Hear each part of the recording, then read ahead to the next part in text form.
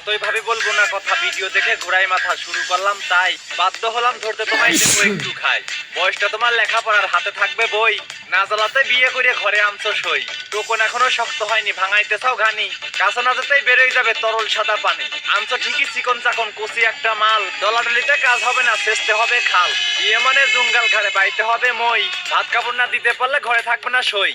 কর্ম যদি নাও থাকে তাতে প্রবলেম নাই, এসব ছেলের জন্য এখন আছে একটা উপায়। ইনকামের সোর্স না থাকলেও বউ আনবে ঘরে, বাজারে তুলবে নিজের বউকে, শরীর দেখবে পরে। শাড়ি চুড়ি কিনতে কিনতে চোখে দেখবে ঝাপসা, কাজ করতে পারবে না সে বউতে করবে ব্যবসা। বউ দিয়ে সে ব্যবসা করবে ভেবেই রাখছে কবে, যে কোনো এক সিস্টেম দিয়ে শুরু করতে হবে। নতুন বউকে ক্যামেরার সামনে জব্দ করিয়ে ধরে, সোশ্যাল মিডিয়ায় ভাইরাল হতে অশ্লীলতা করে। ভিডিও দেখে খারাপ বললেও তাতে তারা খুশি, বউ দিয়ে যে ভিডিও বানালে টাকা পাওয়া যায় বেশি। তাই তো তারা সস্তা নারী রাখিয়া তাদের পাশে, ক্যামেরার সামনে নষ্টামি করে মিটমিটাইয়া হাসে।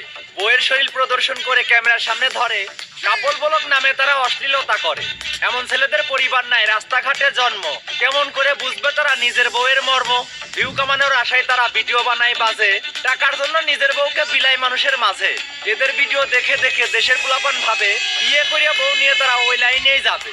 বউয়ের শরীর বিলিয়ে তারা কিছু টাকা পায়, ওই টাকা দিয়ে সাহেব সেজে বসে বসে খায়। নিজের বউয়ের সম্মান বিলায় নাই তো এদের বুঝ, এরা হলো এই সমাজের লজ্জাহীনা পুরুষ।